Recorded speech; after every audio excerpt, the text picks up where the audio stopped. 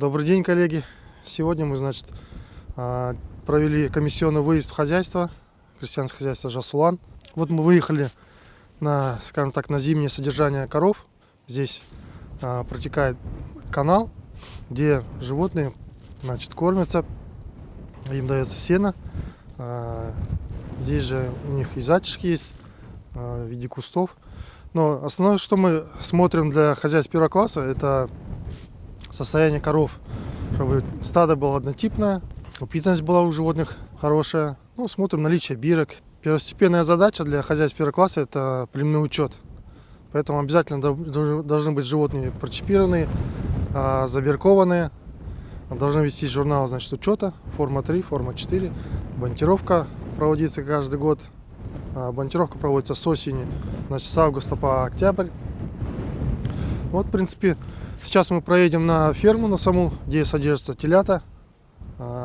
Отел у данных коров будет проходить здесь, но когда корова телится, ее с теленком забирают на ферму. Отел, предполагаемый отел здесь, в данном хозяйстве, начинается с марта по май месяц. Сейчас мы, приехали на саму ферму посмотреть инфраструктуру. На заднем фоне вы увидите, что это телочки прошлого года.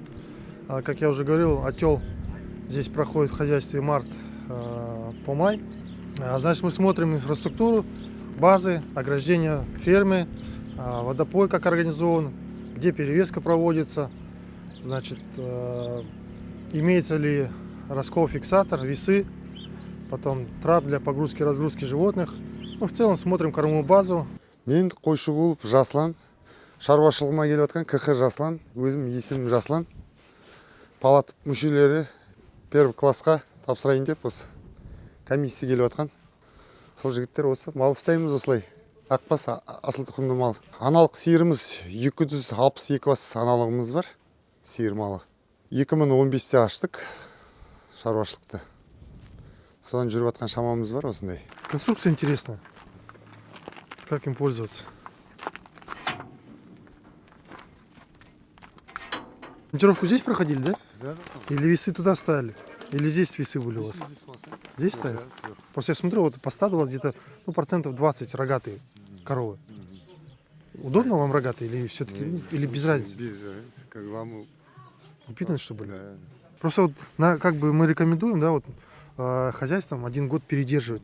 То есть, чтобы они подросли, живая масса набралась. Потому что если их случать, допустим, они родились в прошлом году, их случать в этом году, они не вырастут.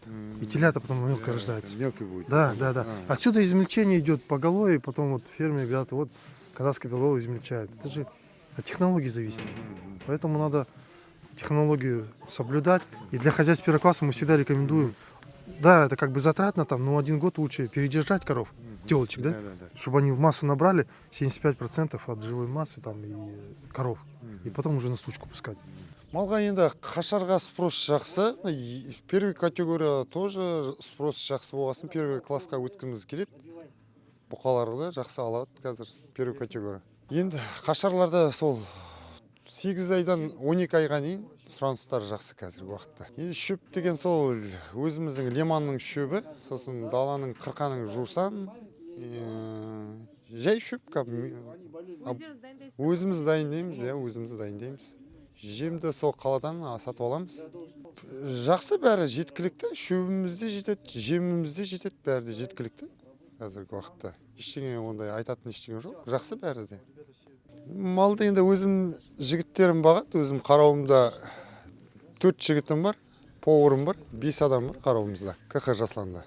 Төзімі қысқа деген, ыстыққа деген жақсы. Бәріне шыдамы, малдың өзінің күйін ұстауына жақсы. Семіз жүреді, мал ауырмайды, сондай ауыршан деп айта алмаймыз. Жақсы мал. Ақбас қазақтың малы жақсы деп ойлаймын. Сосын соның сапасын артуға жұмыстанып жатыр екен.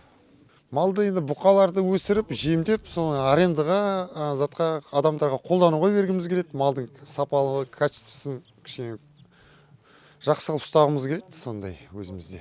Енді ақбас малғы жерге төзімі, затқа шыдамы жақсы мал. Қожалықтың жерінің көлемдігі где-то 3,5 гектар жер. 262 бас аналық сиыр. Мына жерде Тайпақ каналы бар, мал деген судан су ішеді каналдан. Жердің көлемі шабындығы где-то деген 300 гектар шабындық лиман суармалы жеріміз бар. Где-то одан бір 3000-дай урлон шөп аламыз. Бренд қылғымыз келеді, енді көтергіміз келеді Ақбасты. Жастарға мал ұста деп айтам енді. Ақбас алға бас деп енді. Сол Ақбас малын бағып жүре берейік.